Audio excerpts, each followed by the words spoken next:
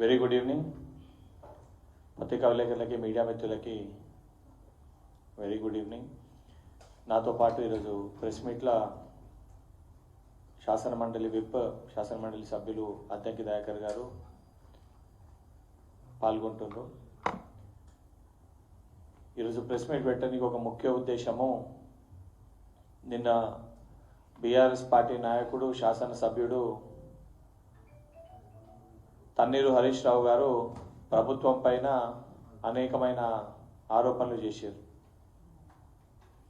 హరీష్ రావు గారు మాట్లాడుతున్న సందర్భంలో హ్యామ్ రోడ్స్ గురించి, ఎక్సెస్ టెండర్స్ని పిలుస్తున్నామని, ఇచ్చిన అమౌంట్ కంటే కూడా ఎక్సెస్ అవుతుందని చెప్పి, 11,000 కోట్లు అయితే 15,000 కోట్లు ఎక్సెస్ అయిందని చెప్పి, అడ్డగోలుగా ఆలోచన లేకుండా తలతిక్కగా ఏదో మాట్లాడాలి, బ్లాక్మెయిల్ చేయాలని చెప్పని హరీష్ రావు ఈరోజు బ్లాక్మెయిల్ రావుగా మారినట్టు చాలా స్పష్టంగా నేను వారి ప్రెస్ మీట్ చూస్తే, వారి యొక్క చిట్ చాట్ చూస్తే చాలా స్పష్టంగా అర్థమైంది. టెండర్ ప్రక్రియ ప్రొసీజర్ ప్రకారంగా, సిస్టమ్ ప్రకారంగా యాజ్ పర్ నామ్స్ టెండర్ వేసి ఇంకా టెండర్స్ ఓపెన్ అవ్వలేదు.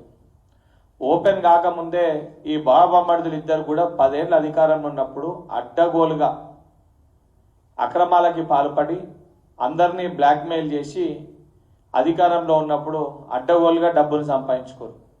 ఈరోజు ప్రతిపక్షంలో పోయినాక కూడా ఏ రకంగా ఎవరిని బెదిరియాలి, ఏ రకంగా ఎవరిని బ్లాక్మెయిల్ చేయాలి, ఏ రకంగా ఎవరిని ఇబ్బంది పెట్టాలి అనే ఒక ఉద్దేశంతో ఇద్దరు పోటాపోటీన మొన్న జరిగిన అసెంబ్లీ సమావేశాల్లో కూడా క్రషర్స్ గురించి మాట్లాడి, తర్వాత వాళ్ళ బంధువు శాసన మండలి సభ్యుడు నవీన్ రావు గారితో మధ్యవర్తిత్వంతో చేసి ఆ క్రషర్ అందరితో కూడా బ్లాక్మెయిల్ చేసి పైసలు దండుకుంటే ఇదే హరీష్ రావు. ఈరోజు మళ్ళీ హ్యామ్ రోడ్ల గురించి కూడా, ఈ రోడ్ కాంట్రాక్టు టెండర్లు ఎవరైతే ఈ రోడ్ కాంట్రాక్ట్ చేస్తారో 10 ఏళ్ళు వీళ్ళు చేసిన అరాచకానికి ప్రభుత్వం ఏర్పడినాక ఎవరు కూడా రోడ్లు వేయడానికి ముందుకు రాలే. వీళ్ళు ఏదైతే చెల్లించాల్సిన బిల్లులు వీళ్ళు చెల్లించాల్సినవి చెల్లించకుండా వాళ్ళని ఇబ్బంది పాలు చేస్తే ఎవరు కూడా బయటికి వచ్చి టెండర్లు వేసే పరిస్థితి లేకుండే.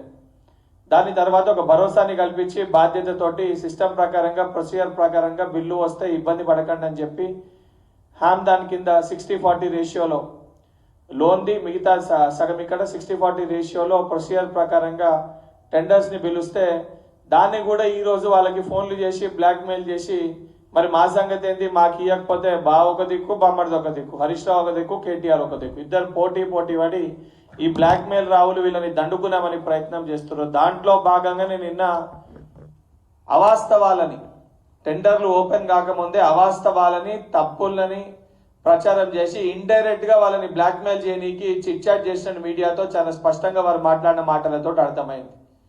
ఇంకోటి, మహిళల పైన అత్యాచారం గురించి, బాబు మీ కుటుంబంలో ఉన్న కేటీఆర్ తోడబుట్టిన చెల్లె, నీ మరదల్ని, మీ కుటుంబంలో ఉన్న మహిళనే మీరు ప్రతిరోజు ఏడిపిస్తున్నారు. మీ కుటుంబంలో ఉన్న మహిళనే మీరు రాక్షసులు, మీరు నీచులు అని చెప్పి బయటకు వచ్చి మాట్లాడుతుంది. అడ్డగోలుగా మీ పైన ఆరోపణలు చేస్తుంది. ఆరోపణలు చేసేదానికి ఇప్పటివరకు మీకు సమాధానం చెప్పే ఇంగిత జ్ఞానం లేదు. ఈరోజు మీరు వచ్చి తెలంగాణ రాష్ట్రంలో కాంగ్రెస్ ప్రభుత్వం సరిగా పనిచేస్తలేదు, మహిళల పైన అత్యాచారాలు పెరిగిపోయినాయని చెప్పని సిగ్గు లేకుండా నోటికి వచ్చినట్టు మాట్లాడుతున్నారు. వాస్తవానికి కాంగ్రెస్ ప్రభుత్వం, ప్రజాప్రభుత్వం అధికారంలోకి వచ్చినాక ఈగిల్ ఫోర్స్ కానీ, పోలీస్ డిపార్ట్మెంట్ కానీ ప్రతి చోట ఎక్కడ చిన్న సంఘటన జరిగినా కూడా ఇమీడియట్ గా రెస్పాండ్ అయ్యి సంబంధించిన వాళ్ళపైన చర్యలు తీసుకొని ఎక్కడికక్కడ రిస్ట్రిక్ట్ చేస్తూ చాలా పగడ్బందీగా గౌరవ ముఖ్యమంత్రి గారి దగ్గరనే హోంశాఖ పెట్టుకొని ఎప్పటికప్పుడు సూపర్వైజ్ చేస్తూ పనిచేస్తుంది. ఇవి మీకు కళ్ళకి కనబడతలేనట్టున్నాయి. ప్రతి వారం రోజులకి బావ ఒకటి మాట్లాడితే బొమ్మడిది ఒకటి మాట్లాడాలి. ఎవరిని నేను వీని బ్లాక్మెయిల్ చేస్తాను, వాని బ్లాక్మెయిల్ చేయి, నేను వీని దండుకుంటాను, వాని దండుకో అని చెప్పి పోటీపడి, సిగ్గు లేకుండా పోటీపడి ప్రతి దాన్ని కూడా ప్రజల సమస్యలపైన మాట్లాడడం పక్కన పెట్టి ఈ కాంట్రాక్టర్లను ఎట్లా బెదిరియాలి, ఈ కాంట్రాక్టర్ దగ్గర పైసలు ఎట్లా దండుకోవాలి, ఈ దండుకున్న పైసల్ని ఎట్లా ఖర్చు పెట్టాలి, ఎక్కడ దాచిపెట్టాలనే దానిపైన చిత్తశుద్ధి తప్ప, లేదా మా అయ్య ఎప్పుడు కథమవుతాడు, మా అయ్య కథమైన తర్వాత ఆ కుర్చీలు ఎప్పుడు కూర్చోవాలని చెప్పి కేటీఆర్, లేదా మా మామ ఎప్పుడు కథమవుతాడు, మా మామ కథమైన తర్వాత ఆ కుర్చీలో కూర్చోవాలని చెప్పి హరీష్ రావు. ఈ 2 విషయాలు తప్ప ప్రజల సమస్యల పట్ల